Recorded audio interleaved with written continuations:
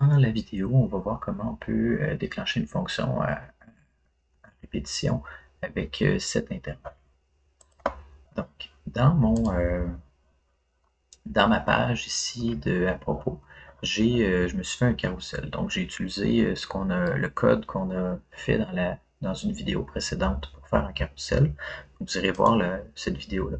Puis, j'ai mes boutons qui me permettent de naviguer de précédent puis suivant. Moi, ce que j'aimerais, c'est que sur une base, à toutes les 2 secondes, on change d'image automatiquement.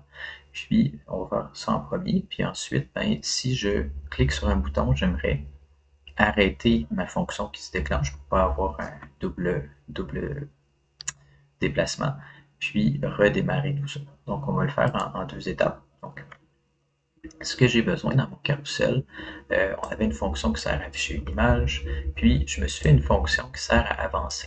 Donc, c'est cette fonction-là que je vais déclencher à toutes les 2 secondes. Qu'est-ce que c'est?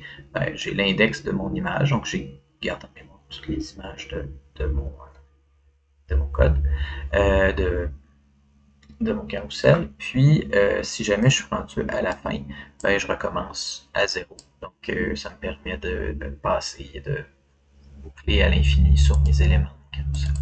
Moi, ce que j'aimerais, c'est déclencher ça par programmation. Je vais aller dans ma fonction init.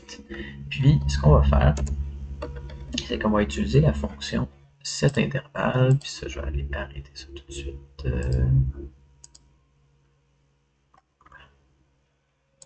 Comme ça, je n'aurai pas mon code. Je vais le faire moi-même. SetIntervalle. Puis cet intervalle, ça me prend deux paramètres. Le nom de la fonction. Là, moi, ça serait avancer carrousel. Puis le délai à chaque combien de temps j'aimerais que ça se déclenche. Par exemple, je pourrais dire, j'aimerais que ça se déclenche à toutes les 2 secondes. Donc, je mettrais 2000 parce que c'est en millisecondes. Donc, c'est 2000 millisecondes, c'est 2 secondes. Donc, normalement, si j'arrive sur ma page maintenant, ben, à toutes les 2 secondes, on voit que ça se déclenche. Moi, j'avance. Puis quand je vais arriver à la fin, ben, ça va revenir au début. Voilà. Donc, le problème avec ça, en fait, c'est que j'ai un console.log quelque part que je vais enlever juste pour le principe.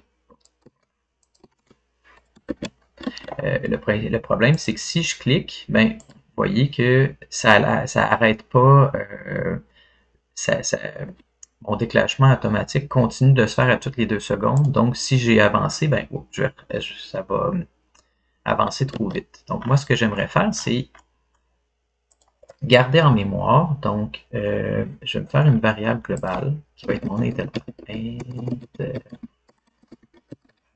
Puis, je vais mettre rien du tout. Puis, du moment que je vais mettre mon set intervalle, je vais dire intervalle est égal à ceci.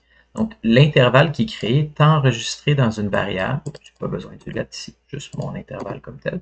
Puis, je vais pouvoir l'arrêter au moment qui m'intéresse. Donc, par exemple, ici, je le déclenche, mais du moment que je clique sur n'importe quel bouton, j'aimerais l'arrêter et redémarrer un nouvel intervalle.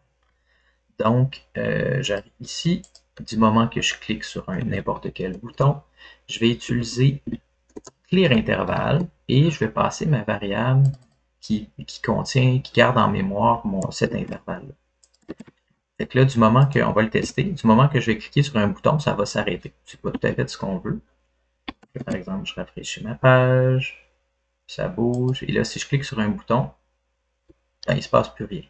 Je peux quand même continuer sur les boutons, mais j'ai arrêté mon intervalle. Donc, pour arrêter un intervalle, quand on veut, c'est de cette manière-là.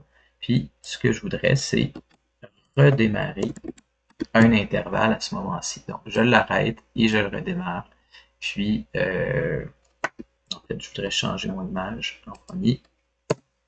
Et une fois que mon image est changée, je veux arrêter mon intervalle et redémarrer un autre 2 secondes. Donc, je vais changer ça. 1, 2, 2. Je clique. 1, 2. Si je reviens en arrière, ça permet de garder ce délai-là constant du moment, même si on clique sur les boutons, ça redémarre. Il n'y a pas un double déplacement. Voilà, donc ce qui est important aussi, c'est assurez-vous que votre set intervalle est déclenché une seule fois, par exemple à la fonction init, et du moment que vous cliquez, il faut l'enlever et le remettre. Donc évitez de dupliquer.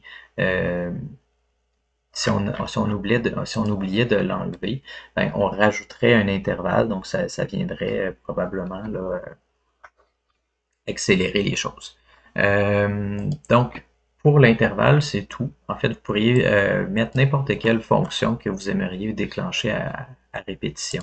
Puis, vous pourriez vous mettre un compteur, puis du moment que ça change, si le compteur est rendu à 10, par exemple, ben, on peut l'arrêter de la même façon. Voilà, c'est tout.